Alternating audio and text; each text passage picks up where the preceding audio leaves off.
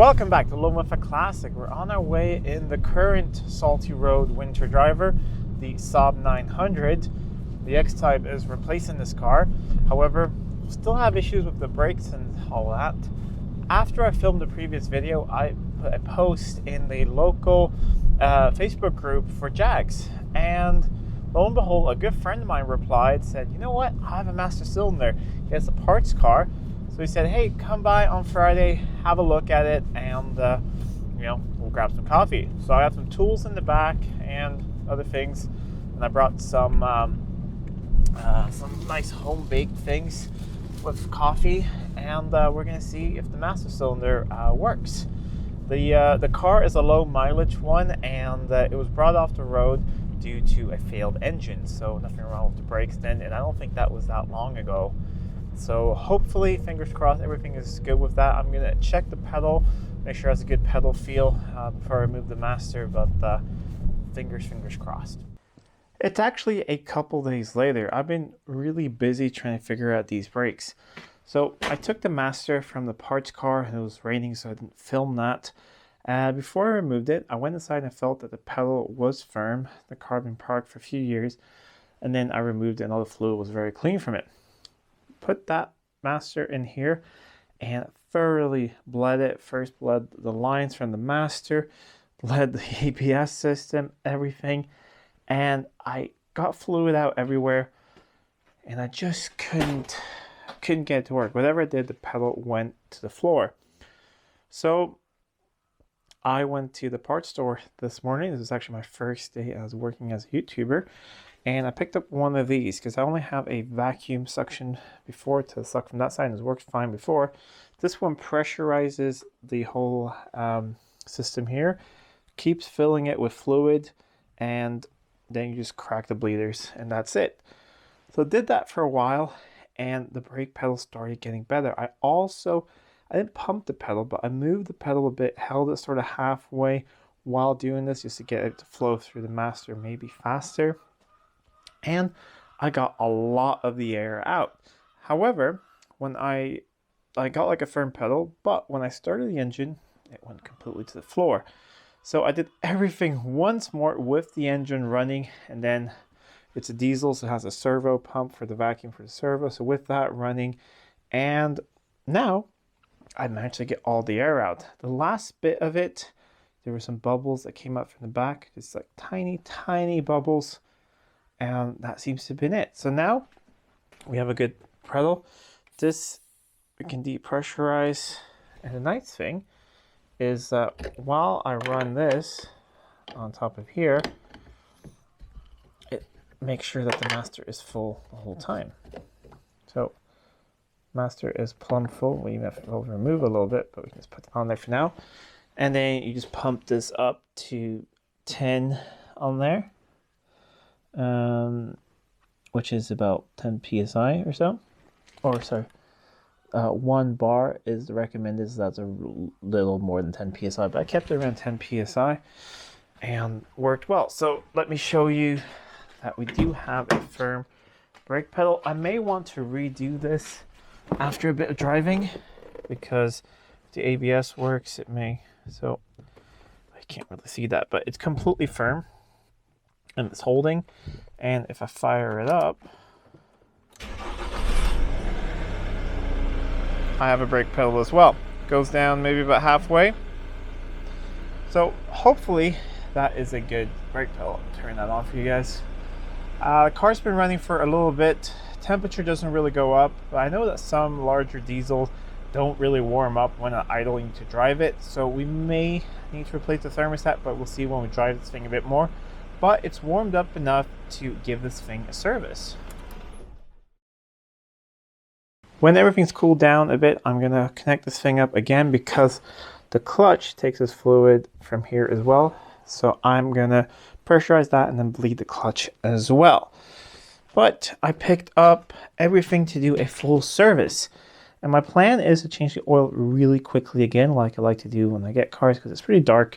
So I went for like pretty cheap oil, but it's correct viscosity and everything. So we're just going to run that for maybe a week or so of daily driving it and then swap out the oil again. So we got 6 liters of oil. We have an oil filter, we have an air filter, and we have a diesel fuel filter. So we're swapping all this out and should be good to go. Someone's really tightened the drain plug. It's at 13, but oh, there we go. Starting to come out. The shop that did the clutch, they left all of the under panels off. They're in the back of the car. Put those on later when it's all done, but it does make servicing this thing a bit easier. Maybe I should have gotten a new drain plug if that thing is over tightened. Pretty simple. The filter is over here, and it is one of those cartridge style filters. So that's pretty nice, because then we take out the old one, we can see how long it's been in there. The service history is good on this car. It's had good service its whole life. Last service record in the service book is, however, 30,000 kilometers ago. So either hasn't had a service since then, or yeah, but I mean, it's supposed to be serviced every 20,000 kilometers according to the book. So I mean, we're over by a bit, so it's not the end of the world. I will be servicing it much more often. I think something more like, 6,000-7,000 kilometers is a lot better. Can't believe it's still sort of tight. There we go. Now it's finger loose. Engine holds about 6 liters of oil, which I think is very good. I like engines that have pretty large capacity, because you always want a lot of oil. Let that drain. We'll remove the filter, and then we'll go on to diesel filter. Almost done with the service here. We got new oil in there, and I changed the air filter. But I want to show a couple things. I don't think it's been 30,000 kilometers since the last oil change, because this filter is really not that bad. And of course, it's very black, but that is a diesel engine. But it really, is not full of gunk or anything like that. And another thing I saw, which makes sense, this car has been well taken care of, is this air filter. I mean, it's not brand new, and there was a little bit of a nest up in there. The car's been standing for 5 years. But I mean, I've seen a lot worse. So overall, I think this car has been pretty well taken care of. Has a new air filter now. Oil is filled up. I have about half a liter left, so we'll start it up and then see, just make sure we don't overfill it. Over here, we have the diesel filter with some fast connections. So I'm going to figure out how to disconnect those, replace on that filter, and then we can fire this thing up and check the oil levels and make sure we have no leaks and everything is running as it should. Here's the diesel filter. Bottom there is a drain that I've opened, so I let out some of the old fuel in there, some of the pressure, and trying to get these clips out. So the white ones seem that you push them out from the back. So let's see if we can get the second one off here. Yeah, starting to get the smell of diesel here.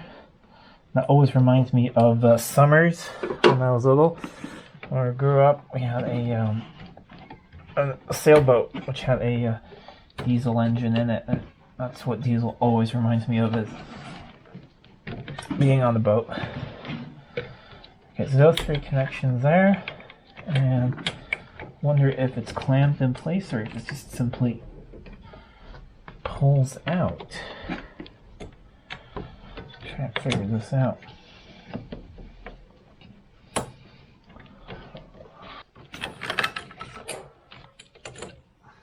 Okay, you probably don't need to do this, but since it came loose, I figured we'd take this apart and then put it back as it's supposed to be. Or maybe you're supposed to do this. I don't know, but I'm going to empty the filter out here and then put the new one in. There in the bottom is the drain. I just unscrewed, but there's still quite a bit of fuel in it.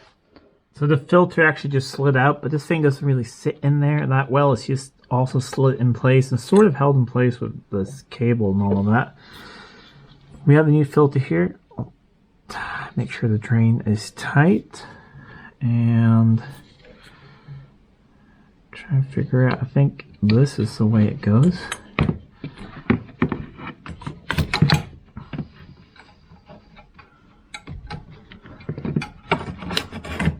And then that little spring there, I think it's supposed to sort of catch it and hold it in place like that. So that goes onto there, that goes to there, and that goes on to there. So we can put that one on last because that one just clicks on. Take these little, and these are great to keep if you ever want to plug a fuel line or something. So we'll put this one down. There we go.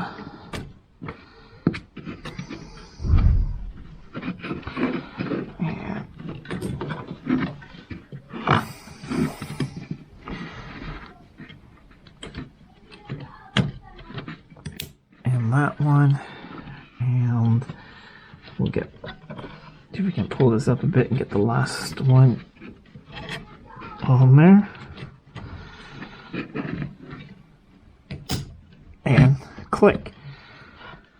So that is the fuel filter in place. It feels like it sits a little bit loose in there. So maybe I can do something about that, but I think that's just the way it's supposed to be. While messing about over here, I noticed this, which seems to be a pretty thick electrical cable, has some chafing in it. You can actually see through to the wires in there. My guess is that the engine cover or something has been chafing on there. So the solution for now is some electrical tape, and then maybe we'll do something better later, but at least we'll do this to start with so that we don't have a dead short here. It's a little tight in here, maybe just need to do it with a loose piece of tape like this. Not the neatest job ever, but at least it won't chafe, or I mean it could still chafe, but it won't short circuit there, and I'll keep my eye on that and make sure it doesn't get any worse. The one thing I have left to do now is bleed the clutch. It shares fluid with the brakes. There's a line back here from the reservoir, and it goes down to the clutch. Here is the clutch sleeve cylinder, that black plastic thing down there. And there's a little bleeder on there, so I just put a hose on there, and then we're going to pressurize this thing just like we did before with the brakes. Bring it up to 10 psi there, and we'll crack that open there. Hopefully we'll see air and fluid come out here. Let's see. I'm going to try and hold on to it a little bit because it is plastic. I don't want it to break.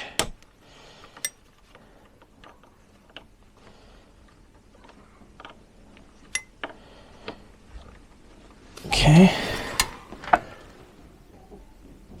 So far it just seems to be air. I haven't seen any fluid yet, so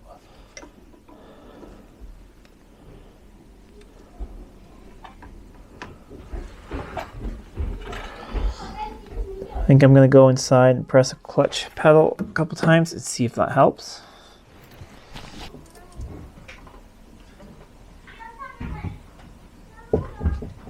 Just have a look at how nasty that fluid is. We have a ton of tiny little air bubbles in there, just like we had on the brakes. So it looks pretty good down there, but I'm going to give that a couple more goes until the fluid is perfectly clear and we have no more air bubbles. We're all back together. The battery is back in. Still don't have the cover on because it's going to go out when I weld anyways. I poured a lot of water down here to get any brake fluid that was spilled down here from the master and all that, top of the transmission. So that's why it's all wet on the floor. It's going to dry up. Filters in place, everything. I've disabled the alarm. And, well, let's see if it fires up. I think we'll have to cycle the key a couple times to probably prime the fuel filter. But let's try.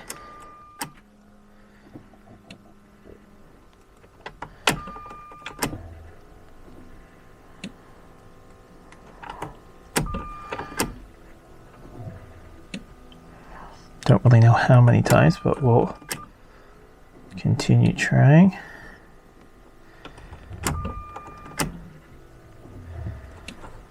Let's go in the engine bay and check for leaks. Seems to be nice and tight, not smelling any diesel up here. And that seems good as well. So I think one of these is probably to get the air out. So fuel probably comes in there and goes out there, and that's probably something to get the air out. So should start, and hopefully we shouldn't stall and that all the air is out of the system. But let's fire it up and see what happens. Okay, let's try and see if it fires up. I forgot to say before, the clutch pedal feels really good now, so I think I got all the air out of that. But let's see. And the oil pressure light went out as well, and surging a little bit. All right, we did run out of fuel. Hopefully I can get it up and running again.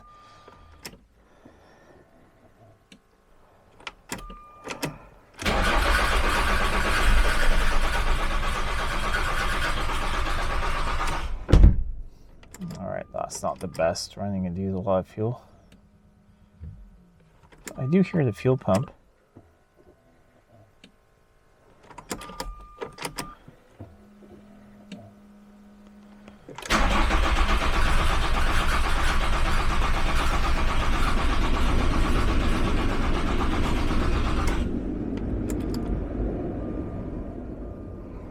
Alright, I missed a step, but this is only the second diesel, sort of modern diesel vehicle I have. The only one we had before was a Citroen Jumpy van, and that one self-bled. You just turned the ignition a couple times and it bled the filter by itself. Apparently these don't. So I vacuum sucked, filled the filter now, and then I probably need to do the same thing through the lines, and then it should fire up. So I'm going to try and bleed out the lines as well, see if I have something to do that with. Don't really have, equipment to work on diesels, but hopefully I can get enough of it out so that it will actually fire up, and then it should bleed itself. And after bleeding that little bit, it fired up on the first crank. So that was all I needed, just to fill up the filter. We have no leaks or anything. I'm going to turn it off and then check the oil and then refill it, but at least we have it fully serviced, up and running, and working brakes. And have a look in here. Everything is running as it should. No warnings on the dash or anything like that. Alright, so it's up and running again with new oil, new fuel filter, oil filter, and an air filter. Brakes are fixed. So we're pretty much ready to get this thing back on the road. The only thing left to do is that rust, which will be the next episode on this car. Then it's time to get on the road test it a bit, and hopefully get it through an MOT or an inspection. Anyways, I hope you guys will like this video. A little bit different. I usually never work on diesels, but it's always fun learning something new and using a new way to bleed brakes, which I think I will continue using because I'm usually just a one-man band and I got to work by myself, and that was a even easier way of bleeding brakes than doing it the vacuum way. But gotta try something new, and that was really fun. Anyways, if you like this video, please give it a thumbs up and share it with friends. If you're not already subscribed to the channel, please do subscribe to the channel. It really does help out a lot. Until next time, I'm Adam. This was Living with a Classic. I'll see you soon.